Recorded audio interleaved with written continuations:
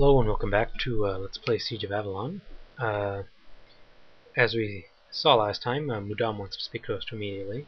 That and the Lurker seem to be our only remaining quests, and it seems to be what's going to start us off in the fourth chapter of the game. So we're going to go ahead and jump over to where he is, see what he wants from us. And he's the same place he always is, just in the bottom right here. We'll go ahead and have a chat with him.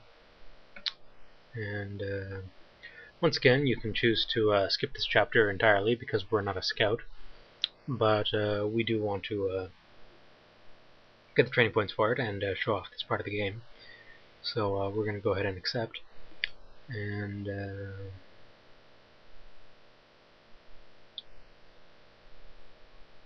apparently there are more Shaohul amassing outside of the village. And there's 3 locations he wants us to investigate. Southwest of the castle, south of the castle, and east of the castle. So we're going to go and investigate those 3 locations.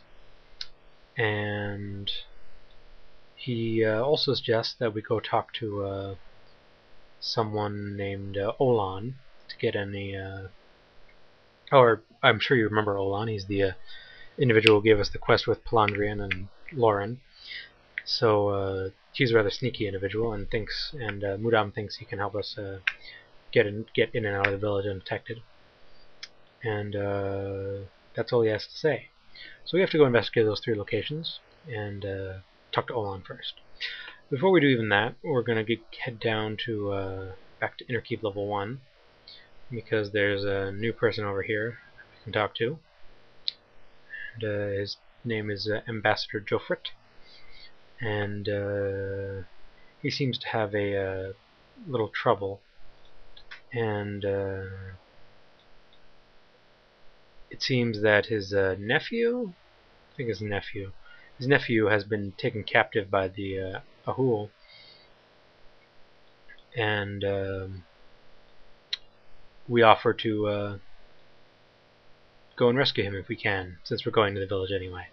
This seems very reminiscent of the first chapter. Fortunately, there aren't nearly as many little quests to do in this chapter of the game. Mostly it's right down to business.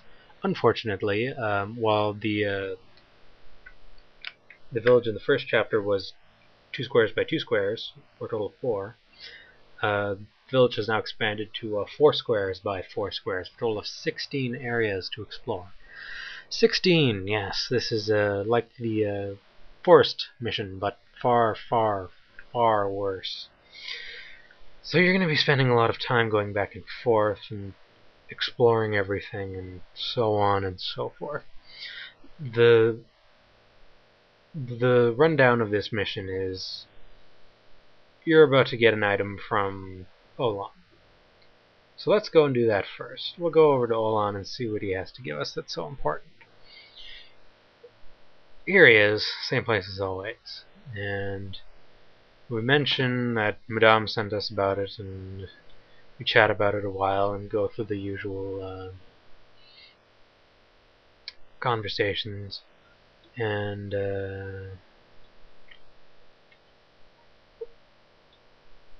he goes on that there's a mask that will make us appear to be Ahul, and will let us understand the Ahul language.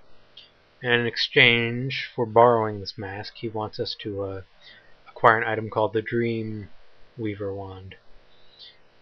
And apparently Dreamwalker Wand. The Dreamwalkers apparently being a sect of the magical casters in Shaohul society. He wants us to acquire one of their wands, and we promise to do that. And in exchange, he gives us a mask, or at least he was supposed to. Oh, right. He tells us to go pick up the mask from Palandrian, who is putting a few last enchantments on it. Before we do that, though, I'm going to talk to this this merchant here. As I recall, we sold our black boots of the shadows to him, Or maybe it was someone else. I guess it was someone else. Let's see.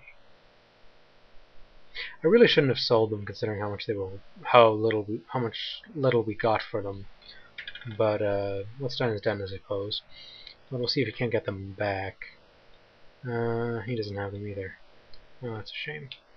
Anyway, Blackbirds of the Shadows might have helped a little bit. They give a small bonus to stealth, but it's not really important. Anyway, we're gonna head up here and talk to Flandrian. Get our mask from her, and we do so. And here it is, the magical mask. We can go ahead and put that on, and it makes us rather unattractive. We now look like a Xiao Hu. And since this is a stealth mission, we're going to want to change our equipment accordingly. So anything that penalizes stealth too much has to go. First is the Greaves of the Fire Guard. They punish our stealth a fair amount, so we'll take those off. And unfortunately the Heart Guardian also penalizes our stealth, so we're going to take that off too. And let's see here. This black stud leather tunic isn't too bad, so I think we'll wear that for the time being, since that will increase our protection a bit without increasing or decreasing our stealth rating. And this hard leather vest doesn't decrease our stealth either, so I think we'll wear that. And there we go. We don't look as nice as we did before, but our stealth rating isn't being punished as much now. And we can also dump some points into that. It's fairly cheap at the moment, mostly because we haven't put any points into it just yet.